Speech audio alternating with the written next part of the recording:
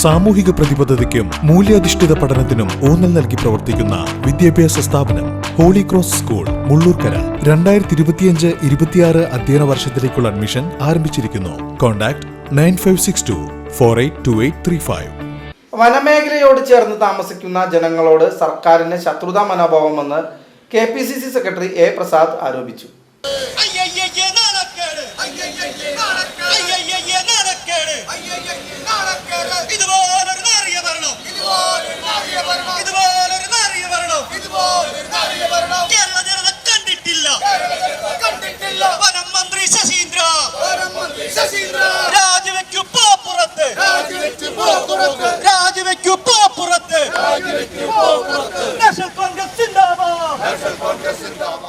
വനമേഖലയോട് ചേർന്ന് പതിറ്റാണ്ടുകളായി താമസിക്കുകയും കൃഷിയിലൂടെ ഉപജീവന മാർഗം കണ്ടെത്തുകയും ചെയ്യുന്ന സാധാരണക്കാരായ ജനങ്ങളെ ശത്രുതാ മനോഭാവത്തോടുകൂടിയാണ് സർക്കാർ കാണുന്നതെന്ന് KPCC സെക്രട്ടറി A. പ്രസാദ് ആരോപിച്ചു. വന്യമൃഗങ്ങളുടെ വർദ്ധിച്ചു വരുന്ന ശല്യം കാരണം കൃഷി ഉപേക്ഷിക്കേണ്ടി വരുന്ന സാഹചര്യത്തിന് പുറമെ മനുഷ്യജീവന് ഭീഷണിയാകുന്ന തരത്തിൽ വന്യജീവി ആക്രമണം ശക്തമായിരിക്കുകയാണ്.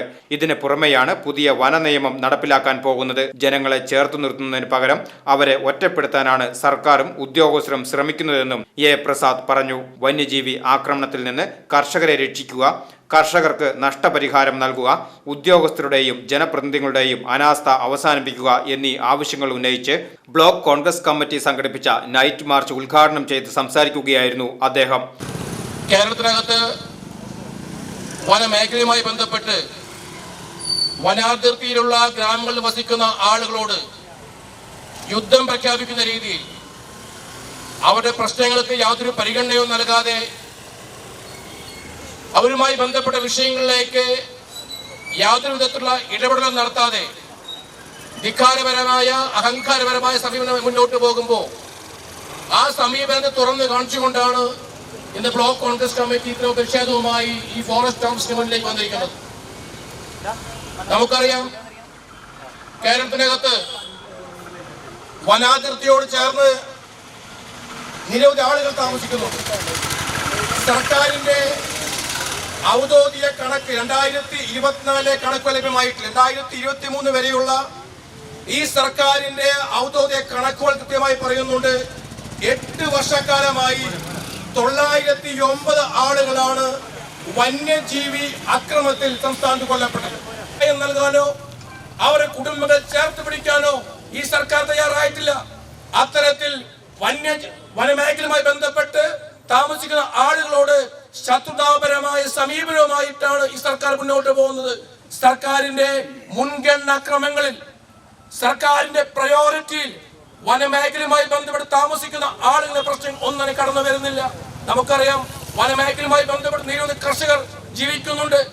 അവരൊക്കെ തന്നെ ജീവിത നിലവാരം ഉയർന്നുകൊണ്ട് ഇന്ന് ജീവിക്കാൻ തന്നെ പരസ്പരം കഴിയാത്ത അവസ്ഥയിലേക്ക്, ഇന്ന് ജീവിതം മുന്നോട്ട് കൊണ്ടുപോകാൻ കഴിയാത്ത അവസ്ഥയിലേക്ക് അതിദാരുണമായ ബുദ്ധിമുട്ട് അനുഭവിച്ചുകൊണ്ടിരിക്കുകയാണ്.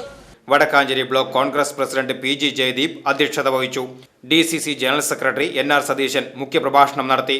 യൂത്ത് കോൺഗ്രസ് അഖിലേന്ത്യാ secretary PN Vysakh, SAA Azad, Jayan Mangalam, Sandhya Kodakkadath, K Prakashan, PS Radhakrishnan, Biju Krishnan, KK Aboobacker, MH Shanavas, N Gopalakrishnan, Philip Jacob തുടങ്ങിയവർ സംസാരിച്ചു.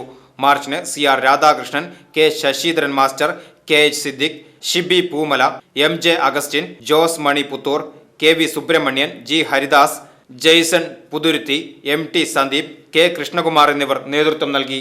VCV news, Vadakkanchery.